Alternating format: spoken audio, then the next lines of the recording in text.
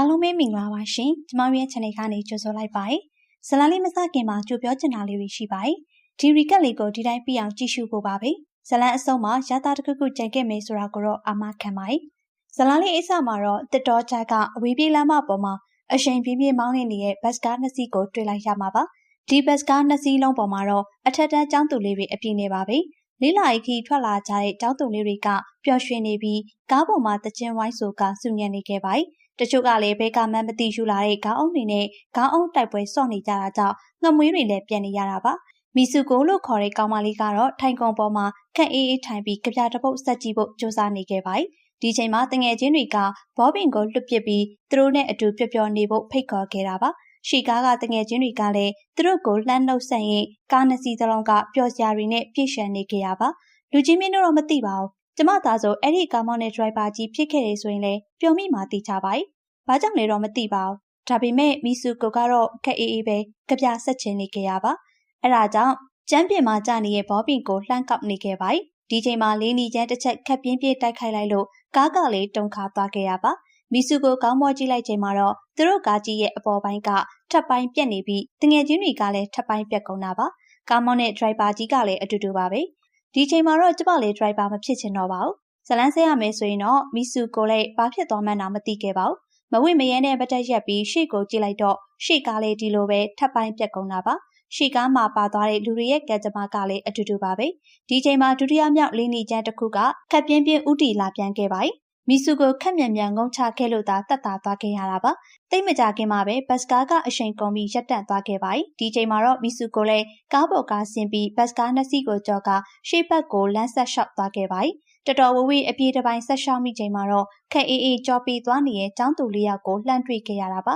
ါဒီချိန်မှာလီနီကျန်းထပ်တိုက်တော့မဲ့အငွေ့သက်တွေကိုလည်းခန်းစားလာခဲ့ရပါတယ်အဲ့ဒါကြောင့်မီဆူကိုလည်းအရှိကိုအရှိန်နဲ့ပြေးသွားပြီးကောင်မလေးတယောက်ကိုတွန်းလှဲခဲ့ပါတယ်သူတွန်းလှဲခဲ့တဲ့ကောင်မလေးကိုကန်နိုင်ခဲ့ပေမဲ့ကြံ3ယောက်ကတော့လီနီကျန်းကြောင့်ထပ်ပိုင်းပြတ်သွားခဲ့ရတာပါဒီချိန်မှာចောင်းသူတချို့ကလည်းဘတ်ကားနှစ်စီးကိုမတွေ့ခဲ့ရသလိုစပိန်နှင်းလာနေခဲ့ပါတယ်မီဆူကိုကသူတို့ကိုသတိလှမ်းပေးဖို့ကြိုးစားနေခဲ့ပေမဲ့လီနီကျန်းရဲ့အမြန်နှုံးကိုတော့မမီခဲ့ပါဘူးဒီလိုနဲ့စပိန်စီចောင်းသူလေးတွေလည်းထပ်ပိုင်းပြတ်သွားပြန်ပါတယ်ဒီချိန်မှာဘေးကចောင်းသူလေးလည်းဘဲပြောက်သွားမှန်းမသိရပါဘူးအဲ့ဒါကြောင့်မီဆူကိုလည်းတောရိတ်ကိုကြောက်လန့်တကြားပြေးဝင်သွားပါတယ်ချောင်းဆက်တစ်ခုမှာတော့ထပ်ပိုင်းပြက်နေတဲ့ចောင်းသူလေးတွေကိုထပ်တွေ့ခဲ့ရတာပါမီဆူကိုလည်းချောင်းရည်နဲ့တန်ရှေးလုပ်ပြီးတောရိတ်ကနေရှေးဦးတရားခြောက်သွားနေခဲ့ပါတယ်ဒီလိုသွားနေရင်သူ့ကျောင်းဝစ်ဆောင်လေးကအစ်စ်အတိုင်းတောင်ပြန်ဖြစ်သွားခဲ့ရပါဒီလိုနဲ့မီဆူကိုလည်းမိန်းကလေးကျောင်းတစ်ကျောင်းကိုရှောက်လာခဲ့ပါတယ်သူ့ဝစ်ဆောင်ကလည်းအဲ့ဒီကျောင်းသူလေးတွေဝတ်တဲ့ဝစ်ဆောင်ဖြစ်နေခဲ့တာပါကျောင်းသူလေးတွေကမီဆူကိုသိနေသလိုနှုတ်ဆက်တော့သူကိုယ်တိုင်လည်းအံ့ဩနေခဲ့ရပါတယ်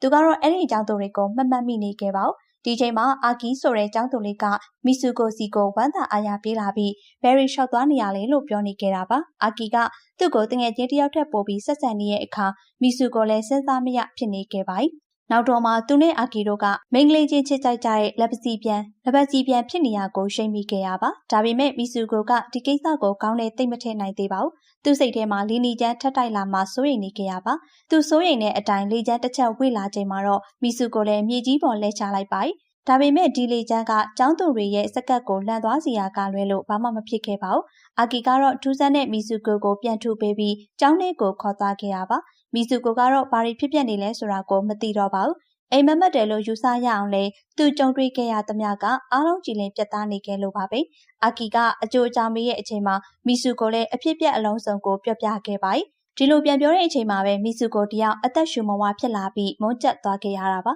ါအဲ့ဒါကြောင့်အာကီကသူ့ကိုပရင်းပေါက်တစ်ခုနာကိုခေါ်သွားပြီးအပြင်လေနဲ့ထိတွေ့ခိုင်းပါတယ်မီဆူကိုလည်းမရဲတရဲနဲ့ပရင်းပေါက်ကနေလက်ထုတ်ကြည့်လိုက်တဲ့အခါဘာမှမဖြစ်တာကိုတွေ့ပြီးစိတ်သက်သာရာရသွားခဲ့ရပါဒီချိန်မှာတော့အာကီလည်းမီဆူကိုပို့ပြောအောင်လုပ်ပြီးမယ်လို့ပြောခဲ့ပါတယ်ပြီးတော့အတန်းပေါ်တငယ်ချင်း2ယောက်ကိုထပ်စီရောပြီးကျောင်းပြေးဖို့အစီအစဉ်ဆွဲခဲ့ကြတာပါအဲ့နောက်မှာတော့ကောင်မလေး4ယောက်လည်းကျောင်းကနေခက်တီတီနဲ့ပြေးထွက်လာခဲ့ကြပါတယ်အာကီကသူတို့ကိုတောအုပ်ထဲခေါ်သွားခဲ့တာပါမီဆူအိုလည်းတငယ်ချင်းတွေနဲ့ရေရေမောမောလိုက်ပြီးရင်မနက်ခင်းကကြုံခဲ့ရတဲ့ခြောက်ချားစရာကိစ္စတွေကိုတော့မိမိပြပြဖြစ်သွားခဲ့ရပါတယ်နောက်ပြီးမနက်ခင်းကကြုံခဲ့ရသမျှကိုထီအောင်ထမားဖြစ်နေရဲ့လို့ပဲတွေးခဲ့လိုက်တာပါသူကောင်းထဲမှာဖြစ်သမျှကိစ္စတွေကိုဆက်ဆက်ကြည့်လို့မရနေပေမဲ့အားလုံးပြီးလိုက်ဖို့ဆုံးဖြတ်ခဲ့ရလဲဖြစ်ပါတယ် အာဂီနဲ့မီဆူကိုတို့ကကမ်းမတစ်ခုနာကိုပြေးသွားပြီးလေဝဝရှူခဲ့လိုက်တာပါဒီချိန်မှာတော့အာဂီကသူ့ကိုချစ်ရည်ရွှမ်းတဲ့မျက်လုံးတွေနဲ့စူးစိုက်ကြည့်နေခဲ့ပါတယ်မီဆူကိုကလည်းဒီအကြည့်တွေကြောင့်အရေးပြောကြမတက်ခံစားခဲ့ရတာပါပြီးတော့တခုခုဆက်ဖြစ်နေရလို့ထင်ရင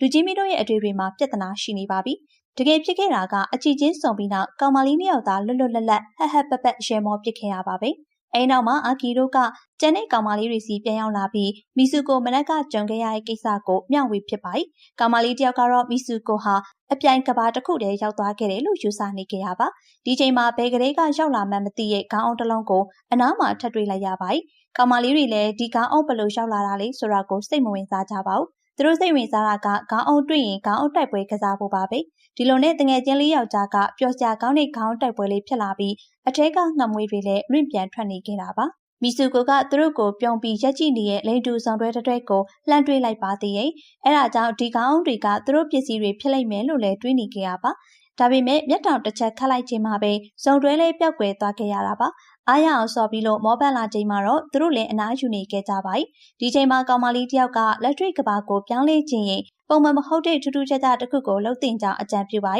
ဘာလို့ရင်ကောင်းမလဲလို့ဆက်ဆွေးနွေးနေကြချိန်မှာတော့အဖြေရလာခဲ့ကြတာပါအဲ့ဒါကတော့တယောက်စီစကတ်လန့်ပြီးအတွင်းကံပါဝေထားတဲ့လေဆိုတာပြဖို့ပါပဲဘာပဲဖြစ်ဖြစ်ဒီချိန်ကလေကောင်းမလေးတွေအတွက်ရေမောပျော်ရွှင်ရတဲ့အချိန်ဖြစ်ခဲ့ရတာပါခဏကြာမှသူတို့လည်းကျောင်းကိုပြန်လာခဲ့ပါထိုင်ကုန်မှာဝင်ထိုင်လိုက်တဲ့မီဆူကိုကအနားကိုအော်တိုရှောက်လာတဲ့ခေါင်းအောင်တစ်လုံးကိုတွေ့ပြီးအံ့ဩနေခဲ့ရတာပါအဲ့ဒါကြောင့်ဆက်စုပြီးခေါင်းအောင်ကိုလှမ်းကောက်နေခဲ့ပါဒီချိန်မှာဆီယာမကဒေါသထွက်နေရကိုတော့မသိခဲ့ပါဘူးဘာဖြစ်လို့လဲဆိုရင်ဆီယာမကသူ့စကားကိုနားမထောင်လို့ကျောင်းသူတွေကိုဒေါသထွက်နေခဲ့တာပါအဲ့ဒါကြောင့်အပြစ်ပေးဖို့ဆိုပြီးပြင်ဆင်နေခဲ့ပါဒါပေမဲ့ဆီယာမကအချိန်လုံးတွေနဲ့အပြစ်ပေးမှာမဟုတ်ပါဘူးသူကအစုံလဲဆက်တနက်တလက်နဲ့ရမ်းပစ်ပြီးအပြစ်ပေးနေခဲ့တာပါအဲ့ဒါကြောင့်ထိုင်ကုန်မှာထိုင်နေတဲ့ကျောင်းသူတွေလည်းတနက်မှန်ကုန်ပါမီဆူကိုကတော့ခေါင်းအောင်ငုံကောက်နေလို့လွတ်ခင်ရတာပါဒီချိန်မှာမီဆူကိုတို့၄ယောက်လဲထိုင်ကုန်တွေကြားကပုံပြီးအပြင်ကိုထွက်ပြေးခဲ့ကြပါဒီချိန်မှာလဲဆီယာမကဝရန်တာကနေဆက်တနက်နဲ့လမ်းပစ်နေခဲ့တာပါမီဆူကိုတို့အုပ်စုကတော့ကြည်စံတွေကိုရှောင်ကွင်းပြီးပြေးနိုင်ခဲ့ပါဆီယာမလက်ကလွတ်မြောက်ချိန်မှာတော့မီဆူကိုလည်းချော်လဲကျသွားခဲ့ရတာပါဒီချိန်မှာပဲလီနီကြီးတစ်ချက်ထပ်တိုက်လိုက်ပြီးကျန်တဲ့ကောင်မလေးတွေကိုထပ်ပိုင်းဖြတ်လိုက်ပြန်ပါဒီလိုနဲ့မီဆူကိုတယောက်တည်းကြံနေခဲ့ရတာပါခြေဦး106ပြေးလာတဲ့မီဆူကိုလည်းလူစီကားတဲ့မြို့တစ်မြို့ကိုရောက်လာခဲ့ပြန်ပါဒီမြို့မှာတော့ဘာမှမဖြစ်ခဲ့သလိုပုံမှန်သွားလာနေကြတာပါမီဆူကိုလည်းမြို့ထဲရောက်ချင်းရဲစခန်းကိုတန်းသွားခဲ့ပါအဲ့ဒီမှာတာဝန်ကျနေတဲ့ရဲမေတယောက်ကိုတွေ့တော့သူဖြစ်ခဲ့သမျှအကြောင်းတွေဖွင့်ပြောခဲ့တာပါရဲမေကသူ့စကားကိုဘာမှပြန်မပြောဘဲနားထောင်နေခဲ့ပါပြီးတော့မီဆူအိုကိုကူကိုလို့ခေါ်ပြီးမှန်တစ်ချက်ပေးခဲ့လိုက်တာပါရဲမေဘီရဲ့မှန်ကိုယူကြည့်လိုက်တဲ့မီဆူကိုလည်းအံ့ဩသွားခဲ့ပါ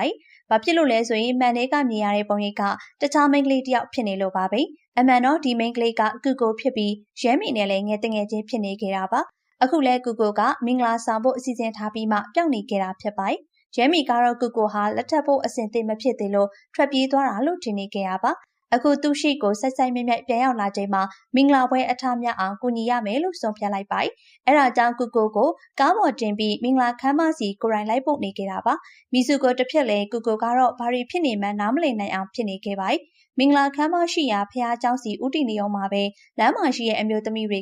ကသူ့ကိုဝိုင်းတော့ဆက်ပြီးဂုဏ်ပြုခဲ့ကြတာပါတကယ်တော့ကူကိုကသူတို့ပတ်ဝန်းကျင်မှာဆယ်လီတယောက်ဖြစ်နေပါမင်္ဂလာခမ်းမထဲမှာလည်းဧည့်သည်တွေနဲ့ပြည့်ရှမ်းနေရပါဒီဧည့်သည်တွေအားလုံးကလည်းအရွယ်ကောင်းကောင်းမိန်းကလေးတွေကြီးပါပဲကူကိုဝင်လာတာကိုတွေ့ရဲ့အချိန်မှာလည်းတသေးလောက်ဂုဏ်ပြုနေခဲ့ကြတာပါအဝေးလေးခန့်မှာတော့သူ့ကိုအလှပြင်ပေးဖို့အစစ်အသစ်စောင့်နေကြပါအလှပြင်ပေးမဲ့သူကအာကီဖြစ်တာကိုတွေးလိုက်ရချိန်မှာကူကိုလည်းအံ့ဩသွားခဲ့ရတာပါအာကီကလည်းကူကိုကိုကောင်းကောင်းသိနေခဲ့ပါအကြောင်းစုံမေးကြည့်ဖို့စူးစမ်းချိန်မှာအာကီကတိတ်တိတ်လေးနေပေးဖို့တူတူလေးပြောခဲ့ရပါနောက်ပြီးဒီကိစ္စတွေကနေလွတ်မြောက်အောင်ကူညီပေးမယ်လို့နှစ်ကိုကြားဆက်ပြောနေခဲ့ပ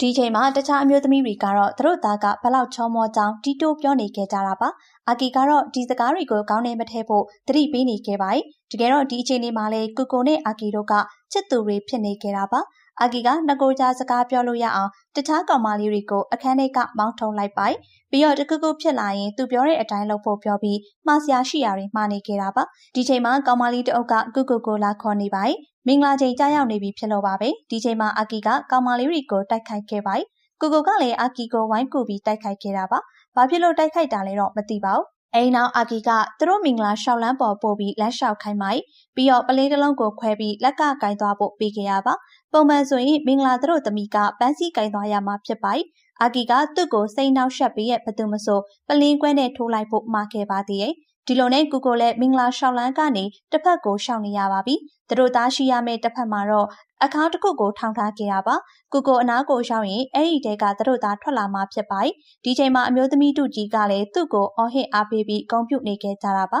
ကိုကိုလည်းတစ်ဖက်ရောက်ရင်ဘာတွေကြုံရအောင်မလဲဆိုပြီးရင်တထိတ်ထိတ်နဲ့ဆက်လျှောက်လာခဲ့ပါဒီချိန်မှာတော့အားပေးနေတဲ့အမျိုးသမီးတူကြီးကအချိုးပြောင်းသွားပြီးသူ့ကိုဝိုင်းဆဲဆိုနေခဲ့ကြတာပါတချို့ကကိုကိုရဲ့နောက်ကိုရောက်လာပြီးအကောင့်ကြီးစီတွန်းပို့ခဲ့ကြပါဒီချိန်မှာပဲအကောင့်တကပွင့်လာပြီးသူတို့သားလေးထွက်ချလာခဲ့ရပါဒါပေမဲ့သူတို့သားကဝက်ကောင်းနဲ့ပါကျဲပုံဖြစ်နေတဲ့အခါကိုကိုလည်းအံ့ကျင်သွားပါဒီချိန်မှာလူအုပ်ကြီးကအချင်းချင်းနမ်းဖို့တွန်းအားပေးနေခဲ့ကြတာပါစိတ်ပေါက်လာတဲ့ကိုကိုလည်းလက်ထဲကပလင်ကွဲနဲ့သူတို့သားကိုထိုးခဲ့သလိုအနားမှာရှိတဲ့ကောင်းမလေးတွေလည်းပတ်ထိုးခဲ့ပါဒီချိန်မှာအာကီကအနားရောက်လာပြီးထွက်ပြေးဖို့ကူညီခဲ့တာပါရုတ်တရက်ကြီးကျောင်းဆရာမ2ယောက်ကကိုကျက်အင်ကြီးအနက်တွေနဲ့ပေါ်လာပြီးသူတို့လမ်းကိုပိတ်ထားခဲ့ပါအာကီကဆရာမတွေကိုရက်ဆိုင်ထားပြီးချိန်မှာတော့ကိုကိုလည်းလွတ်မြောက်အောင်ပြေးနိုင်ခဲ့ရပါဒီလိုပြေးနေရင်ကိုကိုကစူမီဆိုတဲ့ကောင်မလေးတယောက်နဲ့ဆုံခဲ့ပါစူမီကတော့အပြေးဝစ်စုံနဲ့ပြေးနေခဲ့ရပါပြီးတော့သူနဲ့အတူလိုက်ပြေးဖို့ကိုကိုဖိတ်ခေါ်ခဲ့ပါစူမီနဲ့အတူလိုက်ပြေးနေရင်ကိုကိုရဲ့ဝစ်စုံတွေကအပြေးသမားဝစ်စုံအဖြစ်အော်တိုပြောင်းသွားခဲ့တာပါဒီချိန်မှာပဲလန်တလျှောက်ကပရိသတ်တွေကလည်းသူတို့ကိုအားပေးနေခဲ့ကြပါစူမီနဲ့ပြေးရင်လွှာရင်စကားပြောနေတဲ့ကိုကိုတယောက်ပျော်ရွှင်လာခဲ့ရတာပါနောက်ပြီးမီဆူအီပုံစံနဲ့ရှိနေတုန်းကအကီအပါဝင်တငယ်ချင်းတွေနဲ့လွတ်လွတ်လပ်လပ်ပြေးခဲ့ရတဲ့အချိန်တွေကိုပြန်မြင်ရမိနေခဲ့ပါဒီချိန်မှာပဲပြေးလန်းတဲ့ကိုကျောင်းနေဘက်တငယ်ချင်းတွေလည်းရောက်လာခဲ့ကြတာပါပလင်းနဲ့အထိုးခံရတဲ့ဘက်ကောင်းသူတို့သားကလည်းသူတို့ကိုလိုက်ဖမ်းနေခဲ့ပါစူမီနဲ့အတူပြေးလာရင်ကီကိုလည်းတသားလေးကျသွားပြီးတယောက်တည်းဖြစ်သွားခဲ့ရပါပုံစံကတော့စူမီအဖြစ်ပဲကြံနေခဲ့ပါလိုင်ကိုကြီးတလုံးတဲကိုရောက်ချိန်မှာတော့စူမီလည်းဝင်ပုံးနေခဲ့ရပါဒီချိန်မှာပဲမျက်နှာဖုံးအောင်စပင်ဖားလျားချထားတဲ့ကျောင်းသူတအုပ်နဲ့တွေ့လိုက်ပါဒီကျောင်းသူတွေကစူမီကိုရှင်းပြဖို့စူးစမ်းနေခဲ့ရပါဒီချိန်မှာအာကီပေါ်လာပြီးသူ့ကိုကဲခဲ့ပါပြီးတော့စူမီကအာကီပြောတဲ့အတိုင်းအချိန်ပေါင်းများစွာရေရွတ်လိုက်တဲ့အခါမှာတော့မီဆူအီပုံစံပြန်ရလာခဲ့ရပါဒီချိန်မှာအာကီကဒီကဘာကြီးကနေလွတ်မြောက်ခြင်းဒီစ조사နှစ်ဆကိုဆွဲလိုက်ပါလို့ပြောပြီးလက်နှစ်ဖက်ကမ်းပေးနေပါဒီစ조사တွေကအာကီရဲ့လက်မှာချုပ်ရိုးတွေလိုဖြစ်နေကြရပါမီဆူအီကမလုံချင်ကြောင်ပြောပြီးငင်းနေပြီးမဲ့အာကီကတော့ဒီကဘာကြီးကလွတ်မြောက်နိုင်တာဒီနီလန်းမဲ့ရှိရဲ့လို့ပြောနေခဲ့ပါအဲ့ဒါကြောင့်သူ့ကိုမငဲ့ပဲစ조사တွေကိုဆွဲဖို့တိုက်တွန်းနေခဲ့ပါမီဆူအီကမျက်လုံးမိတ်အားတင်ပြီးဆွဲလိုက်တဲ့အခါအာကီကနှစ်ချမ်းကွဲသွားပြီးတကားပေါက်တစ်ခုပွင့်လာခဲ့ရပါဝမ်းနေသွားတဲ့မီဆူအီလည်းတခြားပေါက်ကနေထွက်လာချိန်မှာအခန်းတစ်ခုထဲကိုရှောက်သွားခဲ့ပါဒီခန်းကတော့စားတောက်ဆိုင်တစ်ခုရဲ့မိဖို့ကြောင့်လို့ပုံစံပါပဲပြင်ဆင်ချက်ပြုတ်နေတဲ့အမျိုးသားတွေကိုလည်းရှင်းရှင်းလင်းလင်းတွေ့ခဲ့ရတာပါမနက်ခင်းကအဖြစ်ပြက်တွေထဲမှာအမျိုးသားတွေကိုတိတ်တွေ့ခဲ့ရတာတော့မဟုတ်ပါဘူးရှောက်လန်းကနေထွက်သွားတဲ့မီဆူအီကနေရာတစ်ခုအရောက်မှာတော့အမျိုးသားတချို့ကိုတွေ့ပြီးခြေလမ်းတွေရက်တန့်သွားခဲ့ရတာပါဒီမျိုးသားတွေကသူ့ပုံပါတဲ့ပိုစတာတစ်ခုကိုရက်ကြည့်ပြီးထူးထူးဆန်းဆန်းတွေလုပ်နေကြပါသူတို့ဝတ်ထားတာကလည်းအတွင်းကန်တတအဝိစားလောက်ပါပဲပိုစတာပေါ်မှာတော့မီဆူယီကိုကိုနဲ့ဆူမီတို့ရဲ့ပုံတွေရှိနေကြရပါတကယ်တော့မီဆူယီကိုကိုနဲ့ဆူမီတို့ကညဉ့်ညမ်းကိန်းကဘာတွေကဇက်ကောင်တွေဖြစ်နေပါဒါပေမဲ့ဒီဇက်ကောင်တွေကို program တက်တက်နဲ့ဖန်တီးထားခဲ့တာမဟုတ်ပါဘူးတကယ်လူရဲ့ DNA ကိုယူပြီးဖန်တီးခဲ့တာပါဒီချိန်မှာပဲအမျိုးသားတအုပ်ကမီဆူရီကိုမှတ်မိသွားပါအဲ့ဒါကြောင့်ဂိမ်းတွေကကောင်မလေးတကိတ်ကဘာကိုရှောက်လာတာလားဆိုပြီးစကားလာပြောနေခဲ့ရပါဒီချိန်မှာပဲမီဆူရီတယောက်မေလဲကျသွားခဲ့ရတာပါတတိပြန်ရလာတဲ့အချိန်မှာဂိမ်းဆက်ကောင်တွေကိုစူးစီးထားတဲ့ကူတစ်ခုတည်းရောက်နေရကိုတွေ့လိုက်ရပါအနားမှာတော့အဖိုးကြီးတယောက်ကရှေးဟောင်းဂိမ်းတစ်ခုကိုကစားနေခဲ့တာပါရှေးဟောင်းဂိမ်းဆိုပေမဲ့မီဆူအီကြုံခဲ့ရတဲ့ဂိမ်းတွေပါပဲမီဆူကိုတွေ့လိုက်ချိန်မှာတော့အဖိုးကြီးလည်းဂိမ်းဆက်ကောင်ဆိုတာကိုချက်ချင်းနားလေသွားခဲ့ရပါဘာဖြစ်လို့လဲဆိုရင်ဒီဂိမ်းကိုသူကိုယ်တိုင်ဖန်တီးခဲ့လို့ပါပဲတကယ်တော့အဖိုးကြီးငယ်ဘဝကမီဆူအီကိုကြိတ် crash ခဲ့တာဖြစ်ပါမီဆူအီမတော်တဆဆုံးပါသွားချိန်မှာတော့ကြေကွဲသွားပြီး DNA ကိုခိုးယူခဲ့ရပါပြီးတော့ DNA ကို program နဲ့အသက်သွင်းပြီးဂိမ်းဆက်ကောင်အဖြစ်ဖန်တီးကရသိမ်းစိတ်ပြေကစားနေခဲ့တာဖြစ်ပါဒီချိန်မှာအပေါ်ပိုင်းပလာဖြစ်နေတဲ့ခက်တောင့်တောင့်အမျိုးသားတဦးကအခန်းထဲကိုဝင်လာခဲ့ပါပြီးတော့အိမ်ယာပေါ်ဝင်လဲလိုက်ပြီးသူနဲ့အတူအိပ်ဖို့ဖိတ်ခေါ်နေခဲ့ရပါတကယ်တော့ဒီလူငယ်ကအဖိုးကြီးရဲ့ငယ်ဘဝကိုပြန်ပြီးဖန်တီးထားခဲ့ရပါပဲဒီချိန်မှာမီဆူအီလဲဘာဆက်လို့ရမှန်းမသိပဲတွေ့ဝေနေကြရပါအိမ်နောက်တောအုပ်ထဲတငယ်ချင်းတွေနဲ့ရှိနေစဉ်ကတငယ်ချင်းတယောက်ပြောခဲ့တဲ့စကားကိုနားထောင်ပြန်ကြားလာခဲ့ရပါအဲ့ဒါကတော့လက်တွေ့ကဘာကိုပြောင်းလဲခြင်းပုံမှန်မဟုတ်တဲ့ထူးထူးခြားခြားတစ်ခုလုပ်ရမယ်ဆိုတဲ့စကားပါပဲအဲ့ဒီတုန်းကတော့အချင်းချင်းစကတ်တွေလှမ်းပြပြီးအတွင်းကန်တွေပြခဲ့ကြတာပါ ဒီချိန်မှာတော့မီဆူကိုလည်းရွှေ့ဆက်တိုးဖို့ဆုံးဖြတ်ပြီးဂရင်ဘော်ကိုတက်သွားကအမျိုးသားရဲ့နဘေးမှာဝင်လှည့်ခဲ့ပါတယ်။အဲနောက်မီဆူကိုကအမျိုးသားကိုတက်ခွာခဲ့တာပါ။ပြီးတော့ခေါင်းတစ်လုံးကိုယူပြီးငှက်မွေးတွေထွက်လာတဲ့အထိရိုက်နှက်နေခဲ့ပါတယ်။ပါဇက်ကလည်းအမျိုးသမီးတွေကိုအယုတ်လိုဆက်ဆံနေရရက်တံဖို့အော်နေခဲ့တာပါ။ဒီလိုရိုက်နှက်နေရင်ငှက်မွေးတွေကလည်းအနီရောင်ပြောင်းသွားခဲ့ပါတယ်။ဒါကိုတွေ့ရအဖိုးကြီးကမယုံနိုင်ဖြစ်ပြီးကြက်သေးသေးနေခဲ့ရပါ။နောက်ပြီးအနားမှာတွေ့ရတဲ့တုတ်တစ်ချောင်းနဲ့အမျိုးသားရဲ့ရင်ဘတ်ကိုထိုးချခဲ့ရပါဒီချိန်မှာပဲဘေးမှာအဖိုးကြီးကအယုတ်ကျိုးပြက်လဲကျသွားသလိုမီဆူအီလည်းမိလဲသွားခဲ့ပါတော့တယ်။အဲနောက်မီဆူအီတယောက်နှင်းတော်ထဲမှာပြန်သတိရလာခဲ့တာပါ။ဒီချိန်မှာတော့ဂိမ်းထဲမှာမဟုတ်ပဲတကယ့်ကဘာတဲရောက်နေတယ်လို့ခံစားနေခဲ့ရတာပါ။အမှန်တကယ်ဆိုရင်ဇလန်လီကဒီနေရာမှာပဲပြီးသွားခဲ့ပါပြီ။အခုဒီကြည့်နေတဲ့သူကတော့ဘာတွေလဲဟာဆိုပြီးဖြစ်နေမှာပါ။တကယ်တော့ဒီဇက်ကားလေးကလူအဖွဲ့အစည်းရဲ့အမျိုးသားကြီးစိုးမှုလိန်တူချစ်သူထားရှိမှုအပေါ်ခွဲခြားမှုတွေနဲ့ပတ်သက်ပြီးအမျိုးသမီးတွေခံစားနေရတဲ့အခက်အခဲတွေကိုဖော်ညွှန်းကျင်တာဖြစ်ပြီးဂျပန်စတိုင်နဲ့ဖြစ်နေလို့သာထူးဆန်းနေရကြောင်းဝေးများလိုက်ရင်နှီးကုန်းချုပ်လိုက်ပါ။အဆုံးထိကြည့်ရှုပေးခဲ့တဲ့အတွက်ကျေးဇူးတင်ပါတယ်ရှင်။